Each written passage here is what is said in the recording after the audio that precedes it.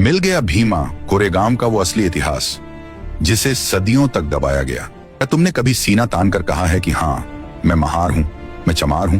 अगर नहीं तो इसकी वजह तुम नहीं हो। वजह वो मनुवादी ताकतें हैं जिन्होंने हमारे शौर्य, हमारे बलिदान और हमारी जीत को इतिहास के पन्नों से मिटा दिया। लेकिन अब नहीं, आज नकाब उतरेगा। आज वो सच सामने आएगा जो किताबों में नहीं पढ़ाया गया। अगर अपने खून में बहता हुआ इतिहास जानना है, अगर अपनी पहचान पर गर्व करना है, तो ये वीडियो आखिर तक देखो, क्योंकि सच अभी शुरू ही हुआ है। कल्पना कीजिए, एक तरफ 28,000 सैनिकों का समंदर, हाथ में नंगी तलवारें और मन में सत्ता का अहंकार, और दूसरी तरफ सिर्फ 500 लोग, भूखे प्यासे और थके हुए। गणित कहता था कि वे मिनटों में कुचल दिए जाएंगे, लेकिन इतिहास गवाह है, उस दिन गणित हार गया और जज्बा जीत गया। यह सिर्फ 1818 की एक लड़ाई की कहानी नहीं है, यह उन सदियों के अपमान और अत्याचार की दास्तान है जो पेशवाई के दौर में दलितों ने सहे। उस समय दलितों को इंसान नहीं समझा जाता था। गले में हांडी और पीठ पीछे झाड़ू बांधने की मजबूरी इसलिए थी कि उनकी थूक जमीन को अपवित्र न करे और उनके पैरों के निशान मिट जाए। ये सजा नहीं थी, ये एक पूरी कौम की आत्मा को कुचलने की व्यवस्था थी। दलितों को मंदिर, कुएं और शिक्षा से दूर रखा गया।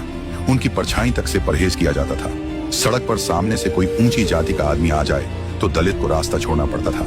ज्ञान पाना अपराध था और सवाल पूछना बगावत। उन्हें बताया गया कि सिर झुकाकर जीना ही उनकी किस्मत है। दलित महिलाओं पर अत्याचार और भी भयानक थे। जाति और लिंग दोनों का जुल्म उन पर टूटता था। उनके शरीर और सम्मान की कोई कीमत नहीं थी, न्याय की कोई उम्मीद नहीं थी।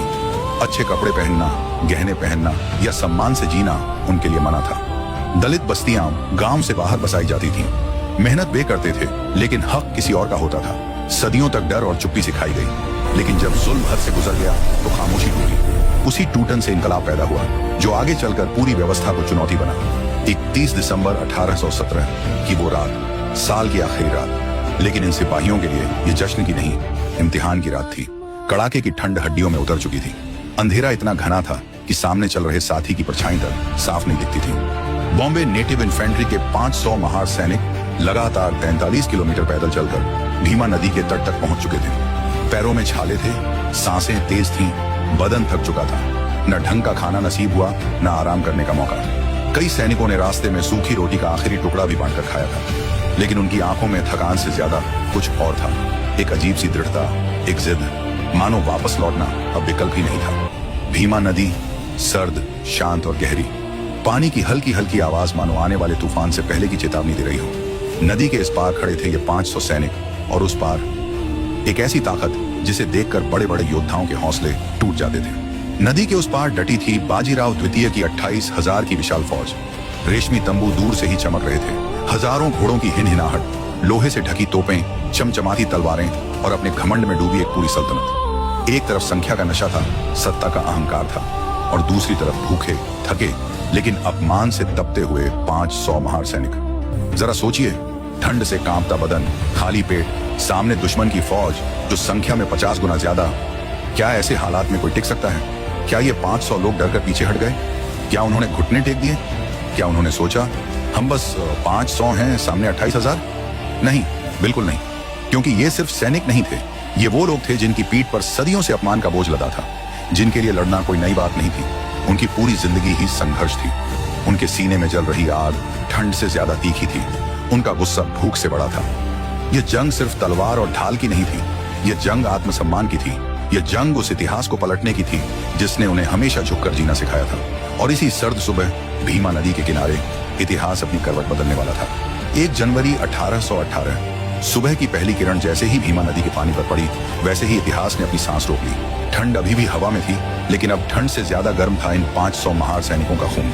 रणभेरी बजी और युद्ध का शंखनाद हो गया। बिना किसी हिचकिचाहट के 500 महार सैनिक भीमा नदी में उतर पड़े। ठंडा पानी, भारी हथियार, थका हुआ शरीर, लेकिन कदम नहीं रुके। जैसे ही उन्होंने नदी पार की, सामने खड़ी पेशवा की फौज को अंदाजा हो गया कि आज सामने कोई साधारण सेना नहीं है। तलवारें टकराईं, भाले चमके और मैदान में जय की नहीं, हौसले की आवाज गूंजी। एक एक महार सैनिक पेशवा के 50 से 60 सैनिकों पर भारी पड़ रहा था। जोश ऐसा कि वार के साथ साथ सदियों का गुस्सा भी टूट कर निकल रहा था। हर हमला सिर्फ शरीर पर नहीं, उस व्यवस्था पर था जिसने उन्हें इंसान मानने से इनकार किया था। ये सिर्फ जमीन की लड़ाई नहीं थी, ये कोई किला जीतने की जंग नहीं थी, ये सम्मान की लड़ाई थी, अपनी पहचान वापस लेने की लड़ाई थी। 12 घंटे तक मौत का तांडव चलता रहा। धूल, खून और चीखों से आसमान तक कांप उठा।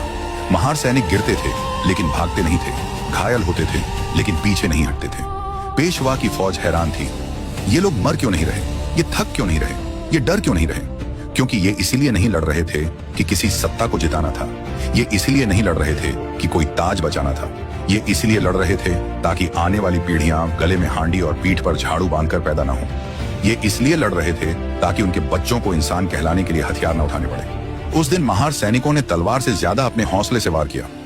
उन्होंने साबित कर दिया कि जब एक दबाया हुआ समाज एकजुट होकर खड़ा होता है तो संख्या, सत्ता और साम्राज्य सब बेमानी हो जाते हैं। बड़े से बड़ा घमंड ताश के पत्तों की तरह ढह सकता है। भीमा कोरेगाम की वो धरती सिर्फ खून से नहीं भीगी थी, वो आत्मसम्मान, साहस और इतिहास की सबसे बुलंद दहाड़ से गूंज उठी थी। शाम ढलने लगी थी, सूरज धीरे धीरे भीमा नदी के किनारे उतर रहा था। पूरा मैदान धुएं, धूल और खून की गंध से भरा हुआ था। तलवारें थम चुकी थीं, लेकिन हवा में अभी भी युद्ध की दहशत तैर रही थी। दोनों सेनाएं थक चुकी थीं और अब सवाल सिर्फ एक था, कौन टिकेगा और कौन टूटेगा। तभी जो हुआ उसने इतिहास की धारा ही बदल दी। संख्या का घमंड, हथियारों की ताकत और सत्ता का अहंकार सब घुटनों पर आ चुका था। बाजीराव द्वितीय की 28,000 की फौज, वही फौज जो सुबह अकड़ और भरोसे से भरी थी, शाम होते होते मैदान छोड़कर भाग खड़ी हुई। सोचिए, 28,000 सैनिक पीछे हट रहे थे और सामने खड़े थे सिर्फ 500 महार योद्धा, थके हुए, घायल, खून से लथपथ, लेकिन खड़े। यह कोई साधारण हार नहीं थी, ये पेशवाई के उस घमंड का पतन था जो सदियों से दलित समाज को पैरों तले कुचलता आया था। उस दिन सिर्फ एक सेना नहीं हारी थी, उस दिन एक सोच, एक व्यवस्था और एक अन्यायपूर्ण शासन की रीढ़ टूट गई थी।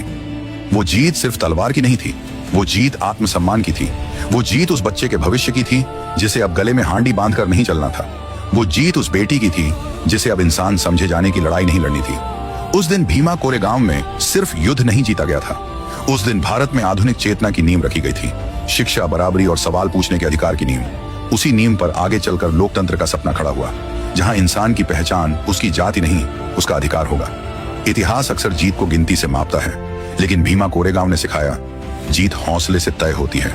और जब दबा हुआ समाज उठ खड़ा होता है तो सबसे ताकतवर सत्ता भी देर तक टिक नहीं पाती। वो शाम सिर्फ सूरज के ढलने की नहीं थी, वो शाम पेशवाई के अंधेरे के डूबने की थी और एक नए सवेरे के उगने की शुरुआत। युद्ध खत्म हो चुका था, तोपें खामोश थीं, तलवारें म्यान में लौट चुकी थीं, लेकिन भीमा कोरेगाम की धरती आज भी बोल रही थी। यह वही मैदान है जहां कभी 500 महार सैनिकों ने इतिहास को चुनौती दी थी, और यही वही जगह है जहां दशकों बाद एक इंसान बार बार आकर सिर झुकाता था। कोई राजा नहीं, कोई सेनापति नहीं, बल्कि एक विचार। हर साल 1 जनवरी को जब सुबह की पहली धूप इस स्तंभ पर पड़ती थी, तब यहाँ एक शांत सा कदमों का शोर सुनाई देता था। वो कदम थे भीमराव अंबेडकर के। बाबा साहेब यहाँ इसलिए नहीं आते थे कि कोई रस्म निभानी हो, वो इसलिए नहीं आते थे कि अतीत का शोक मनाना हो। वो यहाँ आते थे अपने समाज को उसका इतिहास याद दिलाने।